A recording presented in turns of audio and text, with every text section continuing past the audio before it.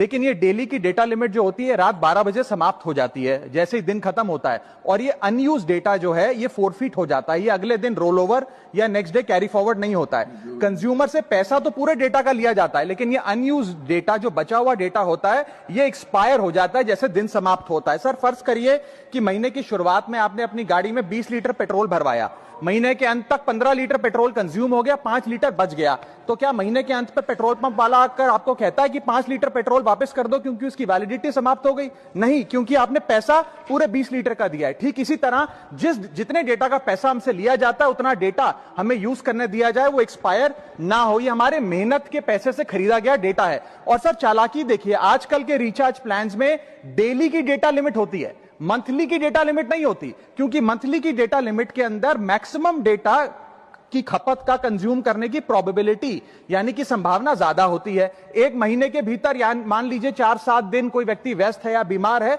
लेकिन बचे हुए दिन में या जब उसकी छुट्टी होती है वो ज्यादा डेटा कंज्यूम कर सकता है, इसीलिए मैक्सिमम डेटा मंथली प्लान में कंज्यूम होता है। इसके चलते आज टेलीकॉम ऑपरेटर डेली की डेटा लिमिट वाला प्लान पुश करते हैं। सर आज इंटरनेट सिर्फ एक एंटरटेनमेंट या मनोरंजन का सोर्स नहीं है, यह एक प्रकार से हमारे जीवन के लिए एसेंशियल बनता जा रहा है। It is like digital oxygen, हर चीज के लिए इंटरनेट चाहिए। और इसीलिए आज करोड़ों भारतीयों का जब लाखों जीबी डेटा रोज एक्सपायर हो जाता है, अनयूज्ड बचा हुआ डेटा, क्योंकि उसकी वैलिडिटी समाप्त हो गई, तो यह सवाल अब सिर्फ डेटा का नहीं है सर, यह कंज्यूमर राइट्स का सवाल बन चुका है। इसीलिए मेरी 3 स्पष्ट मांगे आज सदन में। पहली मांग, ये नियम बने कि डेटा कैरी फॉरवर्ड यानी कि डेटा रोल ओवर की सुविधा हर यूजर को दी जाए, यानी कि दिन के अंत पे आपका जितना जीबी डेटा बच गया वो अगले दिन के आपके डेली के डेटा पैक में जोड़ा जाए, वैलिडिटी के साथ समाप्त ना हो। दूसरा पॉइंट, अगर महीने के अंत में काफी बड़ी मात्रा में आपका डेटा एक्यूमुलेट अगर हो जाता है, बच जाता है,